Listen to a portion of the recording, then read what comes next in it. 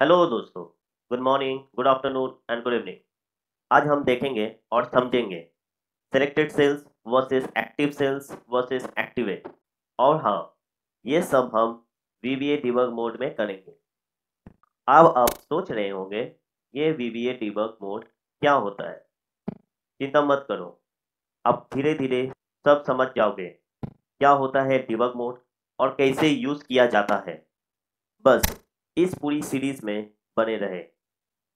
इस वीडियो में हम फोकस करेंगे select versus activate versus active, क्या डिफरेंस है इन सब में, और रेंज तो इन्हीं सब से जुड़ी होती है। तो चलिए बिना टाइम वेस्ट किए शुरू करते हैं। तो आप देख सकते हैं सेम वर्कबुक ओपन है और एक न्यू वर्कशीट ली है जिसका नाम रखा है सेलेक्ट एक्टिव सीट। अब देखिए, मैनुअली अगर सेल सेलेक्ट करना है तो माउस से इजीली क्लिक करके सेलेक्ट कर सकते हैं। ड्रैग करने से इजीली मल्टीपल सेल सेलेक्ट हो जाते हैं। पर ये काम हमें वीबीए कोड से कैसे करना है, तो चले वीबीए एडिटर को ओपन करते हैं। ऑल्ट F11 और एक नया मॉड्यूल इंसर्ट करेंगे। Insert module. Okay, select active mod. Okay, चलिए कोड लिखते हैं। तो एक सब सेलेक्ट ऑप्शन, तो लिखे range A1 dot select. Okay, पहले स्क्रीन को स्प्लिट करते हैं, उसके बाद ये कोड एग्जीक्यूट करके देखेंगे ये कोड से क्या होता है। स्क्रीन स्प्लिट हो गया। ओके, अब ये कोड रन करते हैं। मेरा कर्सर सेल G4 पे है। ये कोड रन करते ही देखते हैं क्या होता है। अब देखिए मेरा कर्सर A1 पे आ गया। अगर मैं A10 कर देता हूँ तो देखिए देखिए A10 सेल सेलेक्ट हो गया। ओके, ये तो हुई एक सेल की बात। अब मल्टीपल सेल सेलेक्ट करते हैं, तो इसके लिए लिखिए रेंज। और एक इम्पॉर्टेंट बात है, ये जो मैं ए कैप्स या स्मॉल में लिखने से कोई भी फर्क नहीं पड़ता। आप कैप्स में भी लिख सकते हैं, आप स्मॉल लेटर में भी लिख सकते हैं। तो A1 से लेकर A10 डॉट सेलेक्ट। ओके, हम लोग ये कोड यूज नहीं करना है तो इसे हम लोग कमेंट कर देंगे। कमेंट करने से ये कोड एग्जीक्यूट नहीं होगा, तो सिर्फ range A1 A10 dot select ही यूज होगा। तो चलिए रन करते हैं। देखिए ये हुआ है सेलेक्ट। यही काम हम लोग मैन्युअली ऐसे करके इजीली करते हैं, लेकिन कोड से कैसे करना है वीवीए कोड से, ये कोड से आपको पता चल जाएगा। देखिए रन करते ही ये A2 से A10 सेलेक्ट हो गया। अगर मुझे कुछ और रेंज को सेलेक्ट करना है तो D20 डॉट सेलेक्ट। देखिए ये D1 टू D20 से सेलेक्ट हो जाएगा। और याद से जैसे मैंने बोला था, आज हम लोग डिबग मोड पे देखेंगे। तो डिबग टूल ओपन करते हैं, तो व्यू पे जाइए, टूल बार, और ये है डिबग। इससे मेरा डिबग का टूल ओपन हो जाएगा। इस पे क्लिक करते ही देखिए ये है डिबग टूल, ये ओपन हो गया। बाद हम लोग बाद में धीरे धीरे डीप नॉलेज पे जाएंगे कि ये डिबग टूल को यूज कैसे करते हैं, ये स्टेप इनटू क्या होता है, ये रीसेट क्या होता है। बस सब धीरे धीरे आगे के वीडियोस में देखेंगे। अभी के लिए सिर्फ ये यूज करते हैं स्टेप इनटू। ओके, देखिए अभी यहाँ है, और डिबग टूल से देखिए line by line code execute कर रहा है, और ये D1 से D20 तक सेल्स सेलेक्ट हो। इस कोड से हम लोग मल्टीपल सेल्स सेलेक्ट कर सकते हैं। अब बात करते हैं एक्टिवेट। तो चलिए और एक सब लिखते हैं। सब एक्टिव ऑप्शन,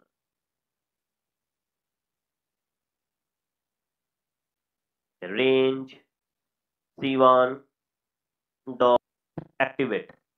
ओके, पहले एक्टिवेट देखते हैं, तो इसे एक्टिवेट ऑप्शन बना देते हैं। ओके, तो रेंज C1 डॉट एक्टिवेट, इससे क्या होता है। स्टेप इनटू पे क्लिक कीजिए। कोड बाय कोड एग्जीक्यूट होता है इससे। देखिए रेंज C1 डॉट एक्टिवेट, यहाँ कोड आ गया। ये चेंज करके देखते हैं F1। ओके, अब देखिए F1 में मूव कर गया। ओके, इससे आप समझ रहे होंगे तो डिफरेंस तो कुछ भी नहीं है। रेंज B2 डॉट सेलेक्ट, इससे भी मेरा code same. Range F1 dot activate, इससे भी सेम काम कर। ये दोनों कोड से मेरा कर्सर सिर्फ सेल्स को सेलेक्ट ही कर रहा है, बट ऐसे बिल्कुल नहीं है। अब देखो, अब मल्टीपल सेल्स एक्टिवेट करके देखते हैं। Range E1 E10 dot activate. अब देखते हैं क्या होता है। ओह सॉरी, मैंने यहाँ ब्रैकेट नहीं दिया था। ओके, अब देखें। हाँ, तो आप देख सकते हैं रेंज E1 से लेकर E10 एक्टिवेट जब किए तो ये सेलेक्ट हो गया। लेकिन अभी हम लोग को कोई भी आंसर नहीं दिखेगा, क्योंकि एक्टिवेट के साथ और एक ऑप्शन यूज होता है active. Active cell dot interior dot colour. हम लोग फॉन्ट फॉर्मेटिंग में देखे थे कैसे फॉन्ट को कलर किया जाता है। तो same active cell dot interior dot colour equals to RGB 02550। अब देखें रन करके। अभी जब मेरा कोड इस लाइन को रन किया तो ये सेल E1 से लेकर E10 तक सेलेक्ट हो गया। और जब मैं active cell dot interior dot colour करूंगा, इसके वजह से पूरा सेल पे कलर हो जाना चाहिए, राइट? लेकिन ऐसे नहीं है। यही है डिफरेंस डॉट सेलेक्ट और डॉट एक्टिवेट के लिए।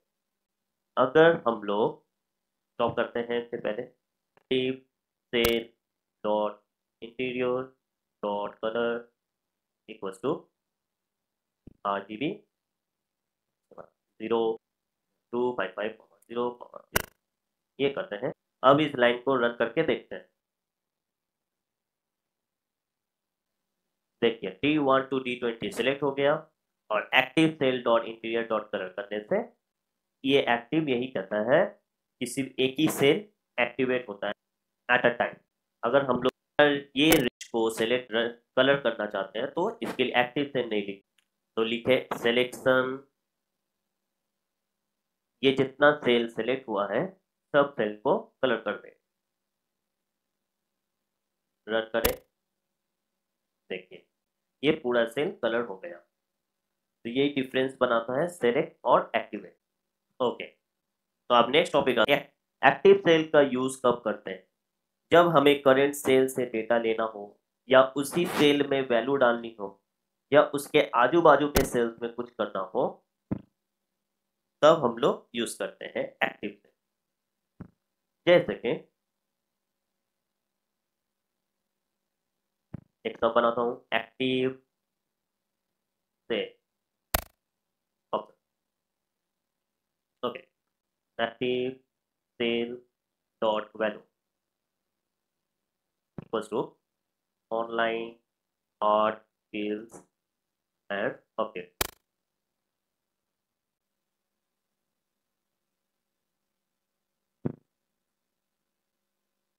Online art skills and objects, ये वैल्यू इस पे आ गया। और एक बात, एक्टिव सेल का एक प्रॉपर्टी होता है ऑफसेट। आप उसे यूज करके एडजेसेंट सेल्स में भी एक्शन ले सकते हो। जैसे कि active cell dot offset 1,0 dot value equals to name लो। ये कोड यूज नहीं करेंगे, इसे कमेंट कर दें। अब देखिए, ठीक मेरा एक्टिव सेल D1, लेकिन ये नेक्स्ट रो वर्ड D2 पे दिया जा रहा है। अगर मैं D को सिलेक्ट करता हूँ और कोड रन करता हूँ, देखिए D4 पे हो रहा है। ये ऑफसेट से एक्टिव सेल का आजू बाजू में वैल्यू पुट करता है। और ये 1 बोल रहा है कि एक रो नीचे, और 0 कहता है कोई भी साइड मूव नहीं ना हो। यानी नीचे वाला सेल पे वैल्यू पुट करें। इस तरह से आप करंट सेल के आसपास भी कोड लिख सकते हैं। ओके, अब आज का लास्ट टॉपिक वो है रेंज। पिछले जितने भी वीडियोस में देखे हैं कि हम लोग ज़्यादातर टाइम रेंज यूज़ किए, एक्टिव ज़्यादा यूज़ नहीं किया। हम लोग ऊपर के एग्जाम्पल्स में भी देखे हैं कितने बार रेंज यूज़ किए। ये देखिए, अब तक तो आप लोग समझ गए होंगे कि रेंज किस लिए यूज़ किया जाता है और अच्छे से इसको समझते हैं। एक्टिव सेल से हम लोग इजीली कोई भी सेल के वैल्यू या फॉन्ट फॉर्मेटिंग इजीली कर सकते हैं। बट सवाल यह है कि क्या एक्टिव सेल को रेंज की जगह यूज कर सकते हैं? अभी हम लोग देखें एक्टिव सेल से भी वैल्यू पुट कर सकते हैं, जैसे टेक्स्ट को पुट किए। तो रेंज की आवश्यकता क्या है? कई सिचुएशन आप एक्टिव सेल को रेंज की जगह यूज कर सकते हैं, जैसे हम लोग ने किए, लेकिन दोनों का पर्पस अलग है और कब यूज ये समझना बहुत इंपॉर्टेंट है। ये उसी सेल में वैल्यू डालेगा जो करेंटली एक्टिव, और रेंज सेल से हम लोग सेल कोड मेंशन कर सकते हैं और उस पर वैल्यू डाल सकते हैं। तो चले एग्जांपल देखते हैं। जैसा कि रेंज मुझे वैल्यू पुट करना है A1 पे, A1 dot value equals to range, यहाँ आ जा, रन करें।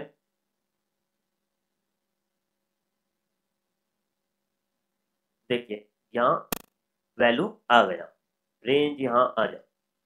अब यही चीज हम लोग एक्टिव सेल से, active cell dot value equal to active value, मैं हूँ एक्टिव वैल्यू। देख मैंने कर्सर से अभी B1 सेल सेलेक्ट किया सबसे, लेकिन मुझे वैल्यू चाहिए A2 पे। ये देख, लेट्स सी, रन करते हैं, देखते हैं क्या होता है। मेरा जो सेल सेलेक्ट है उसी पे ही ये वैल्यू पुट करता है, आपकी इच्छा के हिसाब से नहीं होता। तो अगर मुझे A2 पे वैल्यू चाहिए तो मुझे A2 मेंशन करना पड़ेगा, उसके लिए मुझे रेंज की आवश्यकता पड़ेगी। तो याद रखिए, रेंज हमेशा सेफ एंड फिक्स्ड है, बट एक्टिव सेल हमेशा सेफ एंड फिक्स। पहले आपको रेंज से एक्टिवेट करना पड़ेगा। अगर आप एक्टिव सेल यूज करना चाहते हैं तो आप ऐसे करके कर सकते हैं, रेंज A3 डॉट एक्टिवेट। इससे पहले आपका सेल एक्टिवेट हो जाएगा। उसके बाद आप जो भी, जैसे कि फॉन्ट कलरिंग, फॉन्ट का साइज चेंज करना, फॉन्ट का बैकग्राउंड देना, बैकग्राउंड कलर चेंज करना या बॉर्डर करना, तो आप एक्टिव सेल से कर सकते हैं। बट आपको उसके पहले रेंज से सिलेक्ट कर लेना चाहिए। तो active cell dot value equals to now I am activated.